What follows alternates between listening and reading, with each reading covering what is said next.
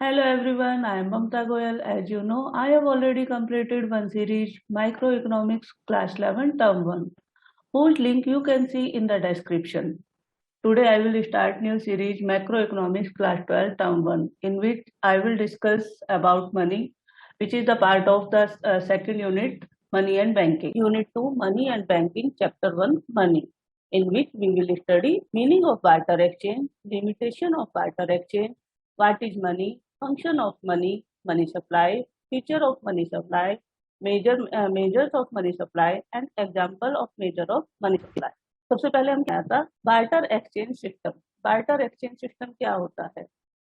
हमारी इकोनॉमी में पैसा आने से पहले बार्टर एक्सचेंज सिस्टम चलता था। Barter exchange system mean commodity के बदले में कॉमोडिटी को एक्सचेंज करना, यानी दोनों ही व्यक्ति हमारे बायर्स होते हैं, दोनों ही व्यक्ति हमारे सेलर्स होते हैं। एक व्यक्ति अपनी पास जो वस्तु होती थी वो दूसरे को देता था और दूसरे के पास जो उसकी जरूरत की वस्तु होती थी वो उससे लेता था। That is called barter exchange. यानी इसमें पैसे का कोई भी रोल नहीं था, मनी का कोई भी रोल नहीं था। उसमें क्या करते थे, बार्टर एक्सचेंज में गुड्स फॉर गुड्स एक्सचेंज करते थे। Barter exchange refer to exchange of goods for goods, goods के बदले में गुड्स को एक्सचेंज करना। सपोज क्या हुआ, यहाँ पर व्यक्ति है राम, दूसरा व्यक्ति क्या है, मोहन। क्लियर? राम के पास क्या है, व्हीट, और मोहन के पास क्या है, बुक्स। तो राम को बुक्स की आवश्यकता है, तो वो क्या करता था, मोहन से बुक्स ले लेता था। और मोहन को व्हीट की आवश्यकता होती थी, तो मोहन बुक्स के बदले में राम से व्हीट ले लेता था। क्लियर? यानी दो ऐसे व्यक्ति जिसके पास दोनों की जरूरत का सामान है, एक दूसरे के पास दोनों की जरूरत का सामान है, वो दोनों एक कॉमोडिटी के बदले में अपनी दूसरी कॉमोडिटी चेंज कर लेते थे। That is called barter exchange system. Barter exchange system में क्या होता था, पैसे का यूज नहीं होता था, गुड्स के बदले में गुड्स का एक्सचेंज होता था। Clear? Barter exchange refer to the exchange of goods for goods and economy where there is direct barter of goods and services is called barter economy. Barter economy क्या होती है, जहां पर गुड्स के बदले में गुड्स को एक्सचेंज किया जाता है।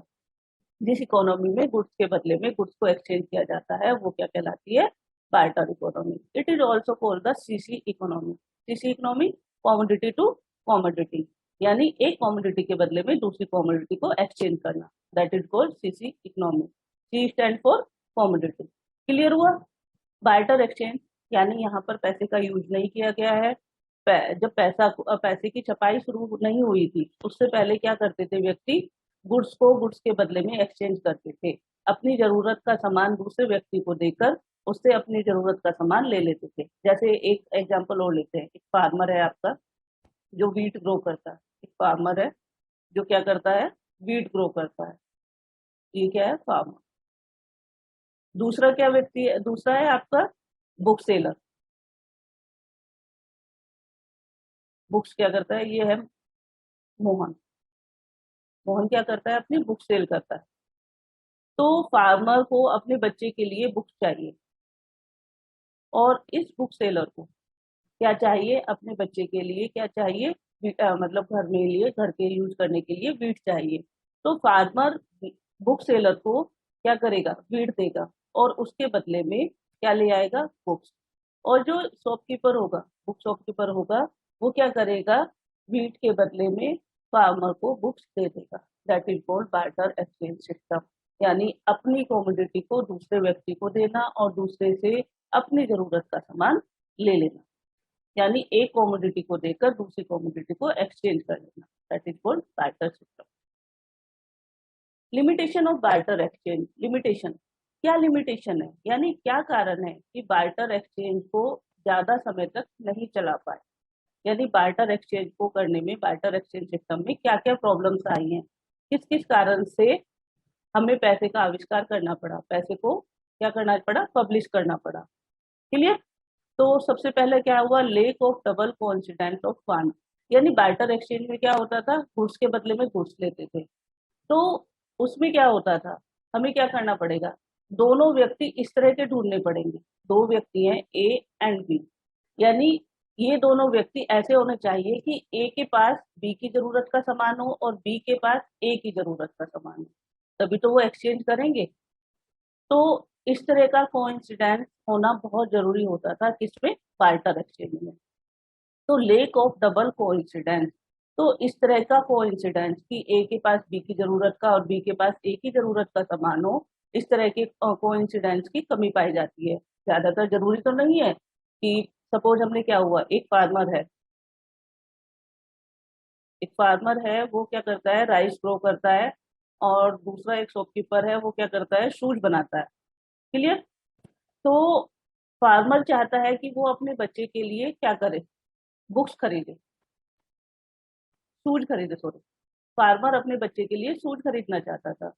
तो वो कहता है उसको, अपने शूज वाले शॉपकीपर को, कि आप राइस ले लीजिए और शूज दे दीजिए। तो उसने कहा मेरे पास शूज तो है, लेकिन मुझे राइस की आवश्यकता नहीं है। मैं क्या परचेज करना चाहता हूँ, क्या एक्सचेंज करना चाहता हूँ, बीट के बदले। तो क्या यहाँ पर संभव है, क्या यहाँ पर बार्टर एक्सचेंज संभव है? नहीं। क्यों? क्योंकि दोनों एस के पास,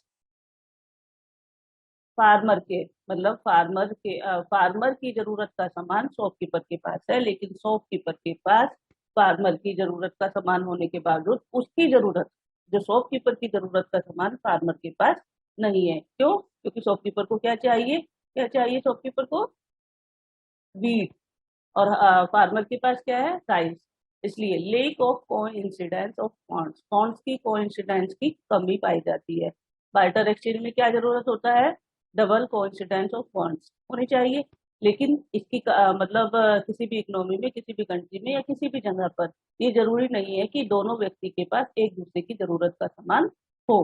barter system can work only when both buyers and sellers are ready to exchange each other goods. यानी कब होगा बार्टर सिस्टम, जो होगा आपका एक्सचेंज सिस्टम, कब आपका काम करेगा, जब दोनों व्यक्ति, बायर्स भी और सेलर भी, दोनों अपनी एक दूसरे की वस्तुओं को एक्सचेंज करें, दोनों एक दूसरे की वस्तु को एक्सचेंज करना चाहे, दोनों के पास इस तरह की वस्तु हो कि वो एक दूसरे से एक्सचेंज कर सके, दोनों की नीड का सामान एक दूसरे के पास हो। Example, A can exchange good with B, A क्या करेगा, एक्सचेंज करेगा अपने गुड को बी से, only when A has what B wants. दोनों कब करेंगे, ए के पास वो चीज हो जो बी चाहता है, और बी के पास वो चीज हो जो ए चाहता है, and B has what A want. However such double coincidence is very rare. इस तरह का कोइंसिडेंस बहुत मुश्किल से मिलता है। क्लियर। तो बार्टर एक्सचेंज का सबसे बड़ी प्रॉब्लम क्या आई है हमारी, lack of double coincidence of bonds. अब दूसरा आता है lack of common measure of value.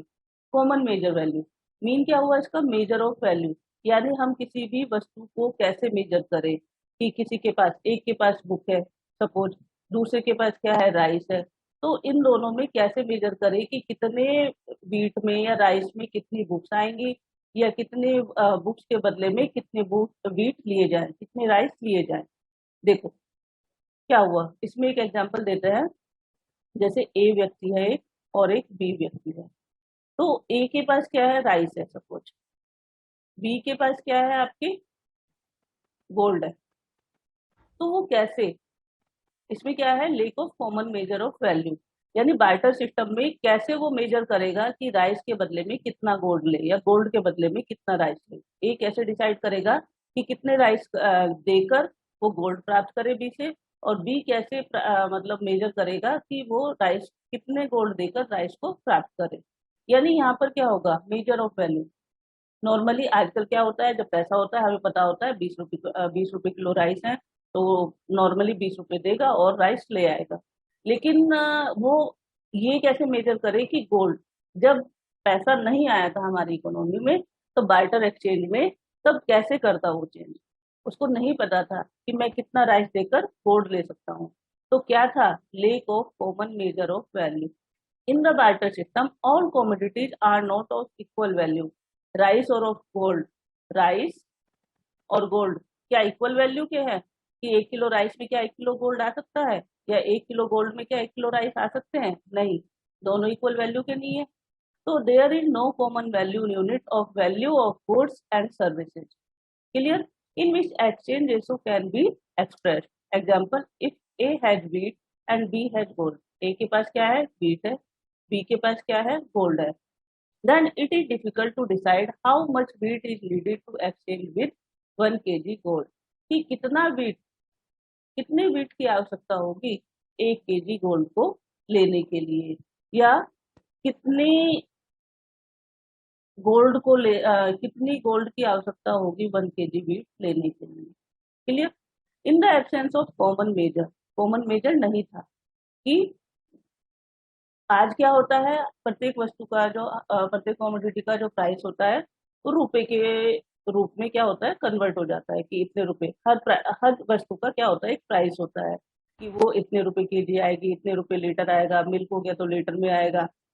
तो एक मेजरमेंट बना हुआ है, यानी मेजर ऑफ वैल्यू, किसी चीज की, हर चीज की वैल्यू को मेजर किया गया है कि वो इतने रुपए में होगी।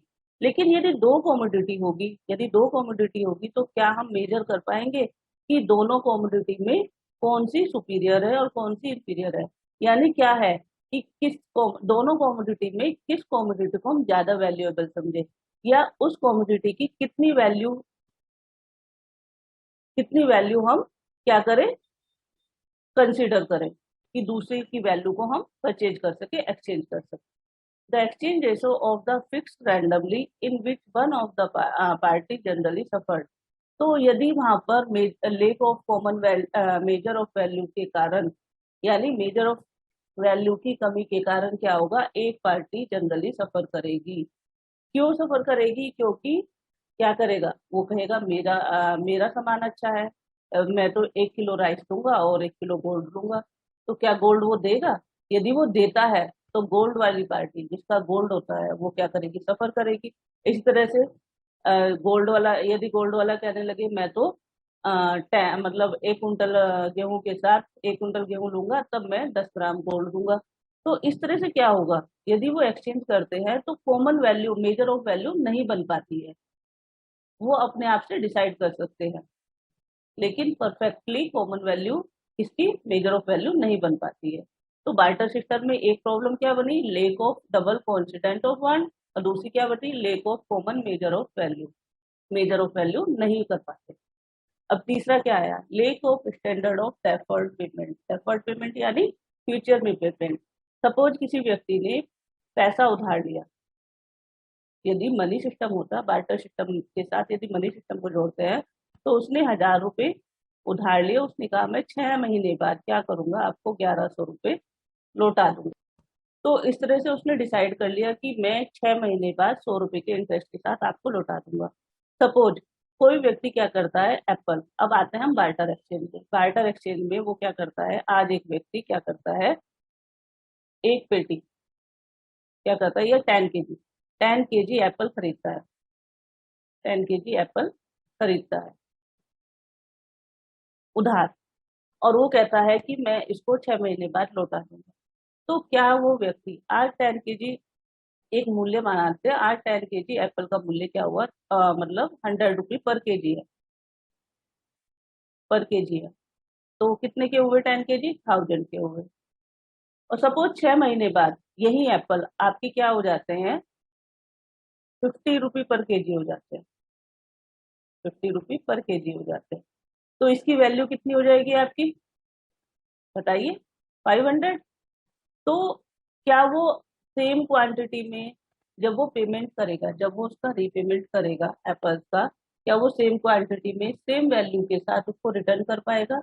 नहीं कर पाएगा। क्यों? उसकी वैल्यू घट भी सकती है, उसकी वैल्यू बढ़ भी सकती है, 100 रुपए पर केजी की जगह 110 भी हो सकता है। क्लियर। बार्टर एक्सचेंज में हालांकि पैसे का यूज नहीं हुआ है, रुपए पैसे का यूज नहीं हुआ, ये एज्यूम किया गया है। यदि उसकी वैल्यू क्या करेंगे, 6 महीने बाद घट भी सकती है, उस समय उसकी डिमांड घट भी सकती है, बढ़ भी सकती है, उसके अकॉर्डिंग उसकी वैल्यू घट भी सकती है और बढ़ भी सकती है। देखो, द ये देखते हैं a point, the borrower may not be able to arrange goods of exactly same quality, same quality के एप्पल वो रिटर्न नहीं कर सकता at the time of the repayment के समय में, यानी जिस समय में उसने उधार लिया और 6 महीने बाद यदि वो उसे लौटाता है, तो क्या वो सेम क्वालिटी के रीपेमेंट कर देगा? नहीं करेगा। क्या उसको सेम वैल्यू प्राप्त होगी? नहीं होगी, उसको गेन भी हो सकता है और लॉस भी हो सकता है। The commodity to be repaid, may lose or gain at its value at the time of the repayment. So it is very difficult to make the deferred payment in the form of the goods. इसलिए deferred payment in the form of goods बहुत ही difficult होता है। क्यों difficult होता है? क्योंकि वो जब रिपेमेंट करता है तो जरूरी नहीं वो सेम क्वालिटी के साथ उसको रिपेमेंट कर सके गुड्स को, और दूसरा क्या है, जरूरी नहीं वो सेम वैल्यू के साथ रिपे करे। उसको लॉस भी हो सकता है और उसको गेन भी हो सकता है, यानी उसको हानि भी हो सकती है और लाभ भी। Lake of store value. अब स्टोर वैल्यू, आपने गुड्स को सपोज करो, यदि आपके पास 1000 रुपए है, यदि मनी सिस्टम की तरफ से देखते हैं तो क्या आप इसे कितने साल भी स्टोर करके रख सकते हैं? तो कर सकते हैं ना, आप अपने पास रख सकते हैं, अपने पास रख दें या बैंक में रख दें, कैसे भी रख सकते हैं। लेकिन गुड्स, गुड्स में जैसे वीट हो गया, आपका राइस हो गया या वेजिटेबल्स हो गया, क्या आप साल 2 साल 3 साल 4 साल इसको रख सकते हैं? नहीं रख सकते हैं। वेजिटेबल तो आप 10-15 दिन से ज्यादा रख ही नहीं सकते हैं, क्योंकि उसकी ड्यूरेबिलिटी कम होती है, डू नॉट पॉजिट ड्यूरेबिलिटी। तो इसलिए क्या होता है, बार्टर सिस्टम में क्या होता है, लेक ऑफ स्टोर वैल्यू, यानी स्टोर वैल्यू को स्टोर करने की कमी होती है, कि हम इन चीजों को, गुड्स को स्टोर कर कर नहीं रख सकते हैं और मनी को स्टोर करके रख सकते हैं। तो इसमें चौथा इंपॉर्टेंट कारण क्या बना है, लेक ऑफ स्टोर वैल्यू। यानी under barter system it is difficult for the people to store wealth for wealth for future use because most of the goods, यानी फ्यूचर यूज के लिए इसे वेल्थ के रूप में स्टोर नहीं कर सकते हैं। समय के साथ आपने देखा होगा, राइस हो गया, व्हीट हो गया, 1-2 साल बाद क्या करते हैं, हम उसको सेव करके रखते हैं, लेकिन उसकी क्वालिटी स्टार्टिंग के कंपेयर में क्या होती है, कम हो जाती है। उसकी क्वालिटी कम हो जाती है ना। आप देखते हैं कि जब पुराना गेहूं हो जाता है, वो सड़ भी सकता है, या वो क्या होता है उसमें पता, मतलब उसके जो धूल धूल सी बहुत ज्यादा हो जाती है, यानी उसकी क्वालिटी कम होने लगती है, उसकी सेम क्वालिटी नहीं रहती समय के। मनी, अब पढ़ेंगे हम मनी। मनी क्या है, व्हाट इज मनी। अब बार्टर एक्सचेंज की जो भी प्रॉब्लम्स आई, उन सबको क्लियर करने के लिए मनी को पब्लिश किया गया, छापा गया। क्लियर। तो मनी क्या है, money is anything which is generally accepted as the medium of exchange, measure of value, store of value and means of standard of deferred payment. Clear. यानी किस किस के लिए यूज, मनी कोई भी ऐसी चीज जो मनी के किसके लिए यूज होए, मीडियम ऑफ एक्सचेंज के लिए यूज होए, मेजर ऑफ वैल्यू के लिए यूज होए, स्टोर ऑफ वैल्यू के लिए यूज होए, और means for standard of deferred payment. यानी ये सभी प्रॉब्लम जिसमें क्लियर हो जाती है, वही चीज क्या कहलाती है, मनी कहलाती है। मनी क्या हुआ, मनी से, यानी आप क्या होता है मनी, यदि आप मार्केट में जाते हैं कोई भी चीज परचेज करने, आप पैसा देते हैं और ले लेते हैं, और वो मनी क्या होता है, किसी भी व्यक्ति के द्वारा एक्सेप्टेड होता है। ये नहीं वो कहेगा कि मुझे मनी की आवश्यकता नहीं, आप वो चीज ला के दो, मैं तो सूट लूंगा, मैं गेहूं लूंगा या वीट लूंगा या राइस लूंगा, ऐसा कुछ नहीं होता है उसमें। तो वो क्या करता है, वो कहता है कि कोई भी व्यक्ति उसको एक्सेप्ट कर लेता है, इसलिए मीडियम ऑफ एक्सचेंज हो जाता है। मेजर ऑफ वैल्यू, यानी मनी के द्वारा क्या करता है, कोई भी व्यक्ति किसी भी वस्तु को मेजर कर सकता है कि 1 kg वस्तु का मूल्य या एक बुक का मूल्य कितना होगा। तो मेजर ऑफ वैल्यू मनी के द्वारा हो जाता है। स्टोर ऑफ वैल्यू, आप मनी को स्टोर करके रख सकते हैं, अपने पास रख सकते हैं कितने भी समय तक। And means for standard of deferred payment, यानी जो फ्यूचर पेमेंट होता है उसके लिए भी आप मनी को आसानी से यूज कर सकते हैं। तो कोई भी ऐसी चीज जो medium of exchange, measure of value, store of value और means for standard of deferred payment होता है, उसको हम यूज कर सकते हैं। The term money is use cover all such things that coins, यानी कोई भी coins, करेंसी नोट और चेक जो होता है उसको क्या बोलते हैं हम, money. The term money is use किस चीज में, यानी कॉइन्स, नोट और चेक, इन सबको हम मनी के रूप में यूज कर सकते हैं। Which are use to conduct business transaction and settlement of business claim, यानी हम बिजनेस ट्रांजेक्शन के लिए जिस चीज को यूज करते हैं। बार्टर सिस्टम में जो एक्सचेंज करते थे, ट्रांजेक्शन के लिए क्या यूज किया जाता था, गुड्स, गुड्स फॉर गुड्स। और इसमें जो मनी में क्या होता है, ट्रांजेक्शन के लिए क्या यूज किया जाता है, मनी। मनी के बदले आप कोई भी चीजें परचेज कर सकते हैं, और मनी को कोई भी व्यक्ति लेने से इनकार नहीं करता है। क्यों? क्योंकि उसमें वो सभी क्वालिटी होती है। कौन कौन सी, medium of exchange, measure of value, store of value and means for standard of deferred. और फंक्शन, फंक्शन क्या होते हैं, इसके फंक्शन आपके अभी कोर्स में नहीं है, लेकिन आप जनरल इसकी नॉलेज के लिए जान सकते हैं कि फंक्शंस टू होते हैं, प्राइमरी फंक्शन और सेकेंडरी फंक्शन। प्राइमरी फंक्शन में जो मुख्य फंक्शन होंगे वो मीडियम ऑफ एक्सचेंज और मेजर ऑफ वैल्यू, और सेकेंडरी फंक्शन में क्या होगा, स्टोर ऑफ वैल्यू और स्टैंडर्ड ऑफ डेफर्ड। अब पढ़ते हैं मनी सप्लाई। मनी सप्लाई क्या होता है? मनी सप्लाई क्या होता है? जो पैसा पब्लिक की जेब में होता है, या जो भी पैसा पब्लिक के पास होता है, पब्लिक के पास यानी पब्लिक, जो पब्लिक उसको यूज कर रही है, using currency, that is called money supply. देखो, व्हाट इज मनी सप्लाई? जैसे एक व्यक्ति है, पब्लिक, पब्लिक किसे बोला गया? आप किसी भी फर्म को, बिजनेस फर्म को बोल सकते हो, किसी भी व्यक्ति को बोल सकते हैं, आप और हम, जो पैसा यूज कर रहे हैं, यानी जो यूजिंग सेक्टर होगा मनी को, that is called money supply, जो उनके पास होगा यूजिंग सेक्टर के पास। Money supply refer total volume of money held by public. Money supply जिससे मतलब हुआ टोटल वॉल्यूम ऑफ मनी, जितना पैसा पब्लिक के पास है, total volume of money held bye किसके पास? पब्लिक, पब्लिक के पास है, at a particular point of time, particular point of time पर इन एन इकोनॉमी, किसी इकोनॉमी में एक पॉइंट ऑफ टाइम पर पब्लिक के पास जितना टोटल पैसा है, that is called money supply. Clear? Money supply क्या हुआ? पब्लिक के पास जितना भी पैसा, पब्लिक यानी चलता हुआ पैसा, चलता हुआ पैसा से क्या मतलब हुआ? जिसको पैसा यूज कर रहा है, यानी money supply refer total volume of money, total money जो पब्लिक के पास है पर्टिकुलर पॉइंट ऑफ टाइम पर। इसमें ये चीज बहुत ध्यान रखनी है, पर्टिकुलर पॉइंट ऑफ टाइम, इसका मतलब क्या है? जो पैसा है स्टॉक के रूप में यूज किया जा रहा है, दिया ना, it is a stock concept. इसके कारण पॉइंट ऑफ टाइम, इसमें दो कॉन्सेप्ट होते हैं, स्टॉक एंड फ्लो। स्टॉक कब होता है? पर्टिकुलर पॉइंट ऑफ टाइम पर, और फ्लो कब होता है? पीरियड ऑफ टाइम पर। क्लियर?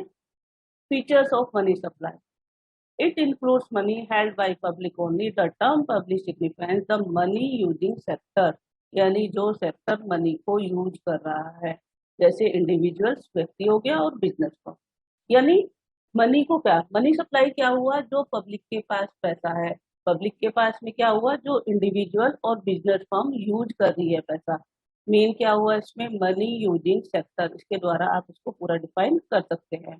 यानी मनी यूजिंग सेक्टर को क्या बोला जाएगा? Money supply. जो मनी यूजिंग सेक्टर है उसके द्वारा जो पैसा यूज किया जा रहा है वो क्या कहलाएगा? हमारा money supply. And it it does not include money creating sector, यानी मनी सप्लाई में मनी क्रिएटिंग सेक्टर के पैसे को क्या किया जाता है? इंक्लूड नहीं किया जाता है। जिसमें क्या आया गया? मनी क्रिएटिंग सेक्टर कौन सा होगा? Government, banking system, as cash balance held by them don't come into the actual circulation in the country. Mean क्या हुआ? जो बैंक हो गया, आपकी गवर्नमेंट होगी, वो क्या करते हैं? पैसे को क्रिएट करते हैं। मनी भी पैसे से पैसा बनाता है, वो अगले चैप्टर में आपको पढ़ाया जाता है कि किस तरह से एक बैंक क्रिएट करता है पैसा, आता है ना मनी क्रिएटिंग। एंड गवर्नमेंट क्या होती है? गवर्नमेंट भी यही करती है कि पैसे को क्या करती है? छापती है, कि कितना छापना है, कितना नहीं छापना है, ये अगले चैप्टर में डिफाइन कर दिया जाएगा। तो इसमें एक चीज यही देखना है कि जो मनी क्रिएटिंग सेक्टर है, जैसे गवर्नमेंट हो गया और बैंकिंग हो गया, उसको मनी सप्लाई में यूज नहीं करेगा, उस पैसे को हम मनी सप्लाई में यूज नहीं करेंगे। मनी सप्लाई में किस पैसे को यूज करेंगे? जो पब्लिक के पास पैसा है, या बिजनेस फर्म में जो पैसा लग रहा है, यानी मनी यूजिंग सेक्टर को हम मनी सप्लाई में यूज करेंगे, और मनी क्रिएटिंग सेक्टर यानी गवर्नमेंट और बैंक को मनी सप्लाई में इंक्लूड नहीं करेंगे। दूसरा क्या हुआ? It is the stock concept. ये क्या है? हमारा स्टॉक कॉन्सेप्ट है। कैसा कॉन्सेप्ट है? Stock concept. क्यों? It is concern with the particular point of time. तो इस तरह से आपके छोटे छोटे एमसीक्यूज बन सकते हैं कि जो हमारा मनी सप्लाई है वो कौन सा कॉन्सेप्ट है, स्टॉक है कि फ्लो है, इसमें स्टॉक आ जाएगा। और इसके फीचर्स में आ जाएगा जो मनी सप्लाई है उसमें मनी यूजिंग सेक्टर यूज करते हैं या मनी क्रिएटिंग, या दोनों। इस तरह से ऑप्शनल में आ जाएगा। व्हाट इज मनी सप्लाई, इसको क्या दे देंगे? पर्टिकुलर पॉइंट ऑफ टाइम को क्या कर देंगे? फिल इन द ब्लैंक्स में दे देंगे। इस तरह से आपका ये अलग अलग क्वेश्चन बनकर आ सकते हैं एमसीक्यूज के रूप। मेजर ऑफ मनी सप्लाई, अब आएगा कि जो मनी सप्लाई हम किस तरह से उसको मेजर कर सकते हैं। स्टार्टिंग में जब हमारा मनी सप्लाई का मेजरमेंट था वो बहुत स्मॉल था। कब? 1967 और 68 में Reserve bank of India use only the narrow measure of money supply, narrow measure था। But since 1977 four alternate measures of money supply have been involve, यानी M1, ये रहा M1, M2, M3 and M4। यानी starting में हमारा बहुत narrow concept था और हमारा आज के समय में ब्रॉडर कॉन्सेप्ट हो गया किसका, मनी सप्लाई को मेजर करने का, कि कौन कौन सा मनी सप्लाई के अंदर पैसा आता है। तो M1 सबसे पहले M1 आता है। जो M1 मनी होती है जो सबसे ज्यादा ट्रांजेक्शन मनी कहलाती है, इसको M1 मनी को हम ट्रांजेक्शन मनी भी कहते हैं। क्यों कहते हैं हम ट्रांजेक्शन मनी? क्योंकि ये सबसे ज्यादा पैसा रनिंग में लिक्विडिटी के साथ होता है। लिक्विडिटी का मतलब क्या हुआ कि आपके पास पैसा है, मैंने बताया था M1 में। M1 में सबसे पहले देखते हैं कि M1 में होता क्या क्या है, कि कौन कौन से पैसा आता है। Currency and coins with the public, public के पास जो करेंसी है, कॉइन्स है, वो पैसा क्या होता है, किसमें आता है, M1 में। Plus demand deposit of the commercial bank, demand deposit of the commercial bank का मतलब बैंक के अंदर जितना भी पैसा हमारा जमा है उसको हम डिमांड डिपॉजिट के रूप में कभी भी डिमांड कर कर निकाल सकते हैं। सपोज हमारा 1 लाख रुपये बैंक में जमा है, 1 लाख रुपये बैंक में जमा है, तो उसमें से हम यदि 5,000 रुपये कभी भी डिमांड डिपॉजिट कर सकते हैं, 5, 10, 15, कितना भी डिमांड डिपॉजिट किसी भी टाइम कर सकते हैं। And next other deposit with RBI, यानी तीन M1 के तीन कंपोनेंट हुए। M1 क्या है, हमारा money supply, measurement of money supply का फर्स्ट पार्ट है। इसमें क्या होता है, currency and coins with public, demand deposit of commercial bank and other deposit with RBI, इन तीनों को हम इंक्लूड कर सकते हैं। क्लियर? सबसे पहले क्या हुआ, it is the first basic measure of the money supply. M1 क्या है, सबसे basic supply, basic supply money supply का सबसे बेसिक मेजर है, सबसे पहला measure. It is also known the transaction money, इसको ट्रांजेक्शन मनी भी कहा जाता है। ट्रांजेक्शन मनी क्यों कहा जाता है, क्योंकि इसमें जो भी पैसा इंक्लूड होता है उसको हम कभी भी निकाल कर खर्च कर सकते हैं इमिडिएटली। आप क्या होगा, यदि आपके पास पैसा है, पब्लिक के पास पैसा है, या बैंक में पैसा है, या अदर डिपॉजिट को RBI है, उसको हम कभी भी कैसे भी इमिडिएटली यूज कर सकते हैं। सपोज आपके पास लैंड है, क्या आप उसे तुरंत खर्च कर सकते हैं? आपको कुछ चीज लानी है, आपको कुछ चीज परचेज करनी है, तो क्या अपनी लैंड सेल करके तुरंत पैसा प्राप्त कर सकते हैं? उसको सेल करने में टाइम लगेगा, तो इसलिए उसको लैंड को हम इसमें M1 में इंक्लूड नहीं किया गया है, लैंड को M1 में इंक्लूड नहीं किया गया है। तो ट्रांजेक्शन मनी का मतलब क्या हुआ, ट्रांजेक्शन मनी का मतलब हुआ किसी भी पैसे को इमिडिएटली हम यूज कर सकते हैं बिना किसी रोक टोक के। क्लियर? M1 में क्या आया आपका, करेंसी कॉइन्स विद पब्लिक, जो करेंसी और कॉइन्स पब्लिक के पास है। Demand deposit of commercial bank, यानी demand deposits of commercial bank के जितने भी डिमांड डिपॉजिट्स हैं उसका पैसा। And other deposit with the RBI। अब इसमें बताया liquidity, M1 is most liquid, सबसे ज्यादा लिक्विडिटी, यानी चार मेजरमेंट है हमारे, M1, M2, M3 and M4।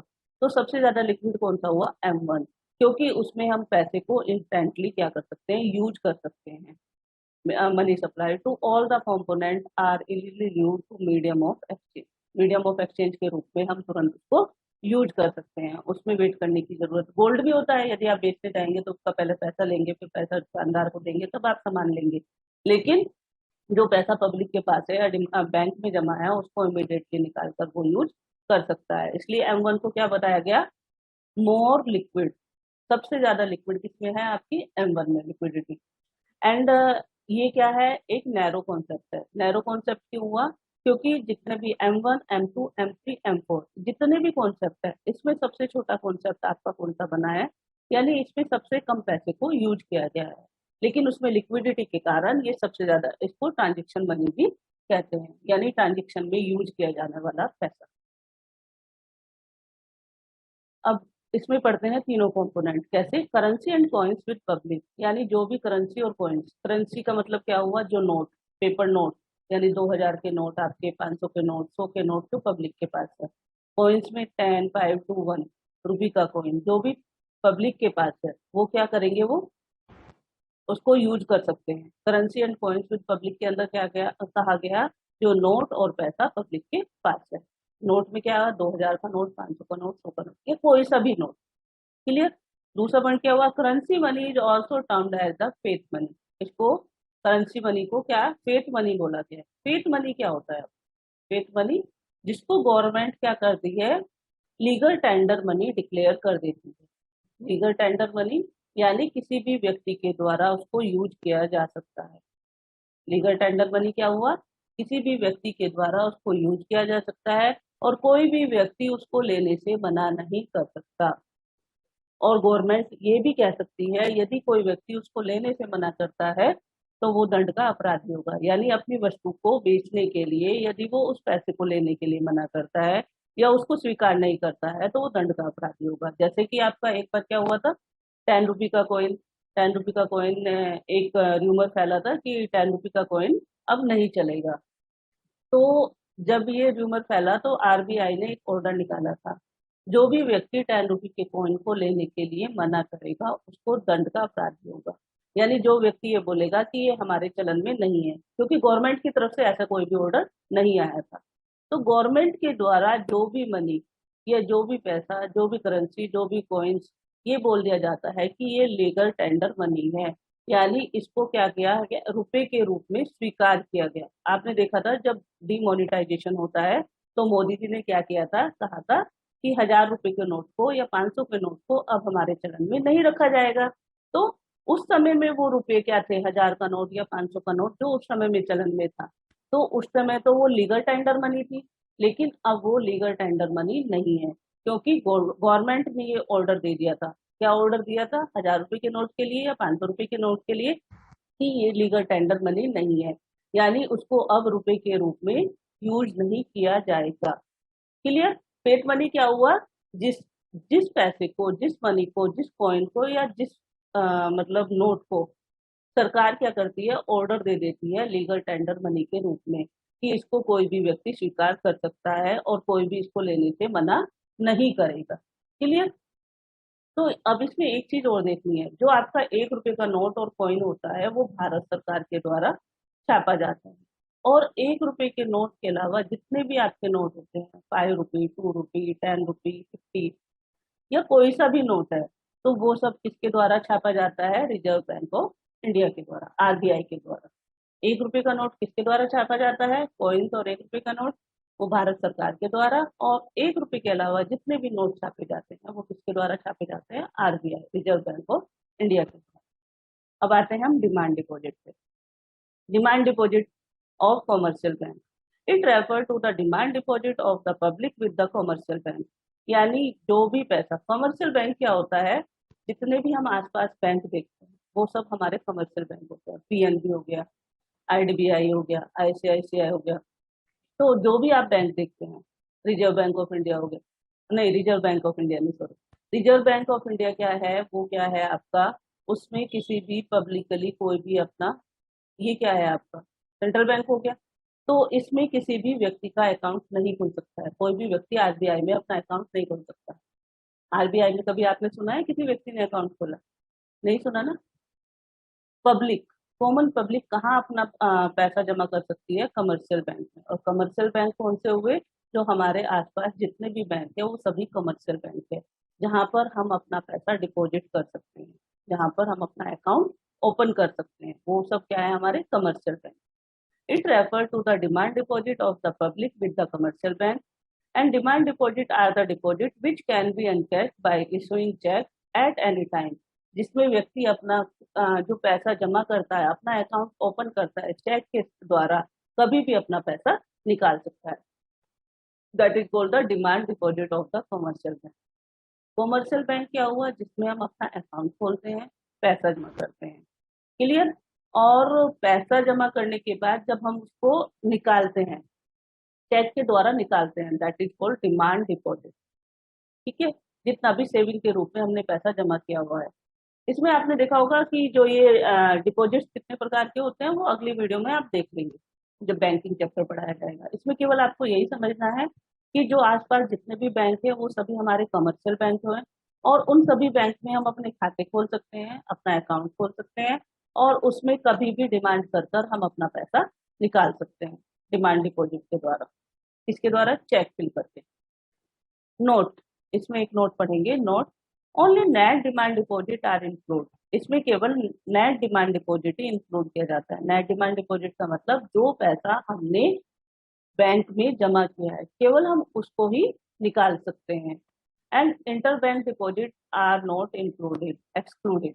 यानी इसमें जो इंटर बैंक डिपॉजिट्स हैं, इंटर बैंक डिपॉजिट्स के मतलब एक बैंक के द्वारा दूसरे बैंक में अपना पैसा जमा करना। एक बैंक ने जब दूसरे बैंक में अपना पैसा जो जमा किया है उसको हम demand deposit of commercial bank में इंक्लूड नहीं करेंगे। क्लियर? यानी जो पब्लिक ने बैंक में पैसा जमा करा है उसको हम डिमांड डिपॉजिट के रूप में इंक्लूड करेंगे, लेकिन जो बैंक ने दूसरे बैंक में जमा किया है पैसा उसको हम डिमांड डिपॉजिट के रूप में यूज नहीं करेंगे। Major of money supply, other deposit with reserve bank of India. Other deposit with reserve bank of India से मतलब क्या हुआ? जो हमारे फॉरेन बैंक है, फॉरेन बैंक जो हमारे विदेशों के बैंक हैं, आपकी गवर्नमेंट है, and public finance institution, world bank, IMF. IMF का मतलब क्या हुआ?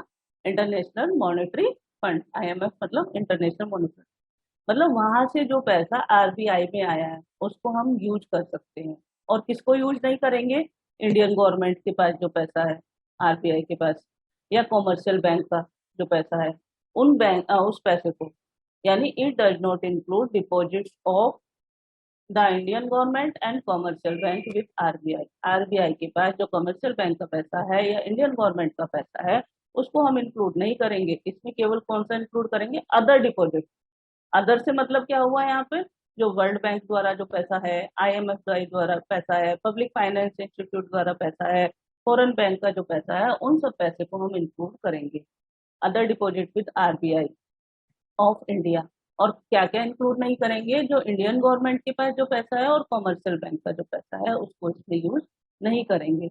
और जो अदर डिपॉजिट है आरबीआई का, ये बहुत स्मॉल प्रोपोर्शन के साथ M1 में इंक्लूड है, इसका बहुत बड़ा प्रोपोर्शन नहीं है, इसलिए तो ये नैरो कंसेप्ट बन जाता है, क्योंकि इसमें ओनली डिमांड डिपॉजिट यूज किया है आपने, डिमांड डिपॉजिट यूज किया है और पब्लिक की जो कॉइन और currency. Major of money supply, अब पहले मेजर में हमने क्या पढ़ा कि उसमें क्या होता था? पब्लिक के पास जो करेंसी और कॉइन्स होते थे। दूसरा क्या होता था? Demand deposit of commercial bank and other deposit of RBI. इन तीनों को इंक्लूड करके हमारा क्या बनता था? M1, measurement of money supply का M1। एंड M2, M2 क्या है? हमारा ब्रॉडर कॉन्सेप्ट है। M2 ज्यादा ब्रॉडर है किसके कंपेयर में? M1 के कंपेयर में। M2 हमारा बॉर्डर कॉन्सेप्ट है M1 के कंपेयर में। क्यों?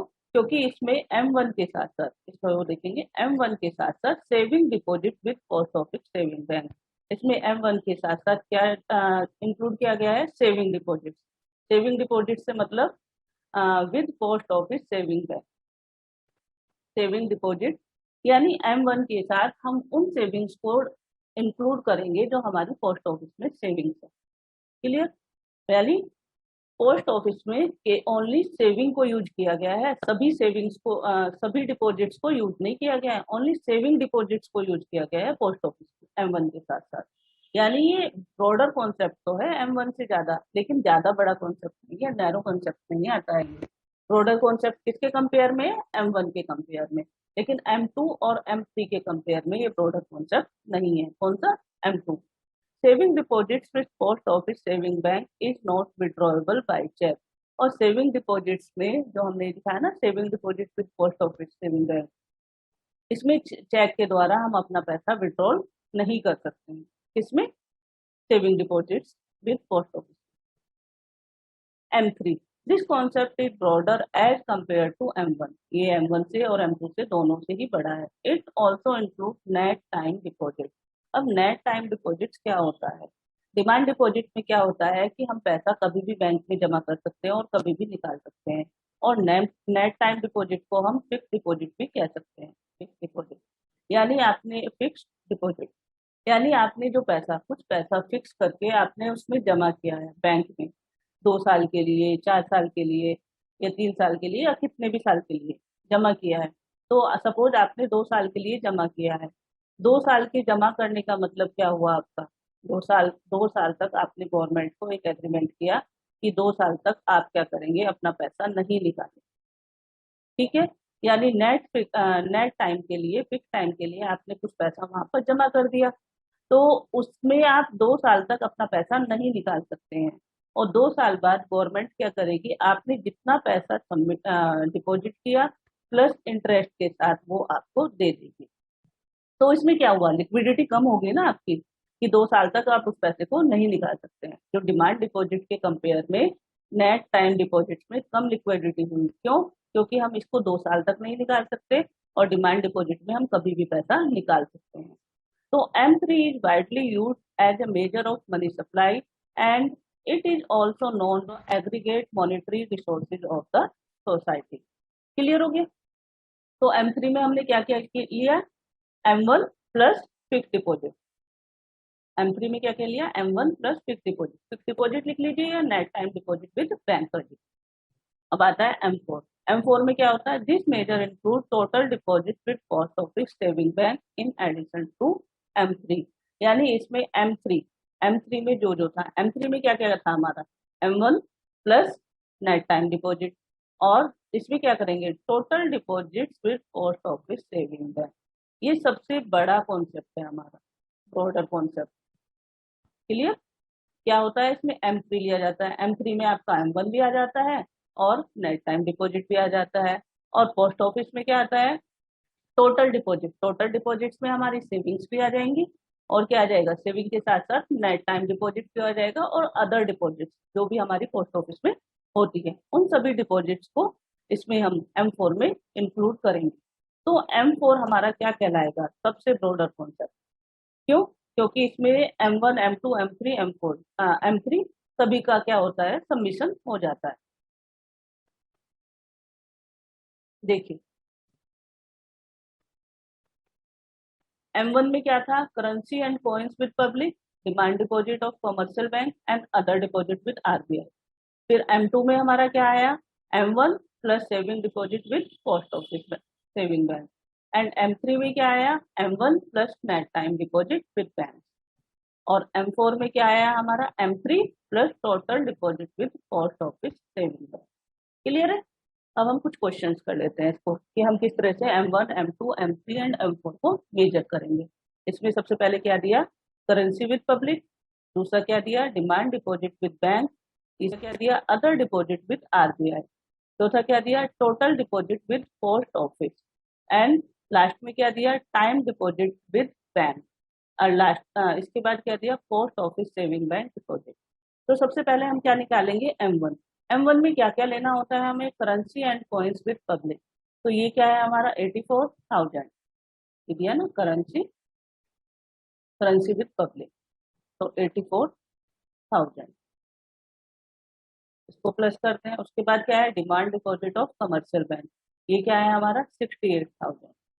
उसके बाद हमारा लास्ट में क्या है हमारा, अदर डिपॉजिट विद आरबीआई, 3,612। तो टोटल क्या बनेगा, हमें पे डाल देते हैं, टोटल में क्या आएगा। क्लियर? अब निकालेंगे M2। M2 में क्या आता है हमारा, M1 plus saving deposit with post office saving है। M1 क्या है हमारा, 1,55,000 एंड 612। प्लस क्या करना है इसमें, saving deposit with post office saving है। सेविंग डिपॉजिट क्या है हमारी, ये post office saving bank deposit, ये तो टोटल होगी, ये सेविंग होगी। तो M2 में हमें क्या लेना है, सेविंग्स लेनी है। तो 5,528, 5,528। तो इसमें क्या आ गया आपका, 161,140, ये आपके आगे। ठीक है, आपका M2 निकल गया। अब निकालना है हमें M3। M3 में फिर क्या आएगा आपका, M1 और net time deposit with bank. M1 क्या है हमारा, देखो M3 में क्या आएगा आपका, M1 plus net time deposit with bank. M3 में M1 क्या है हमारा, 1,55,612, और नेट टाइम डिपॉजिट ये देखिए आपका 2,05,555। क्लियर? तो इसमें कितना होगा आपका, M4 में हमने M3 रखना है यहाँ पे पहले, 3,56,000 167 plus total deposit with post office saving है। टोटल डिपॉजिट निकालने हैं। टोटल डिपॉजिट क्या है हमारे 22,500 22,500। तो इसका क्या है आपका ये 3,78,667 378। क्लियर? तो इसमें कोई डाउट है आपको? आई होप नहीं होगा आपको कोई doubt. I hope you understood everything. If you have any doubt, you can ask me in the comment section. And if anybody wants video on any topic, you can ask me in the comment section and I'll make the video as soon as possible. Thank you everyone. Happy learning.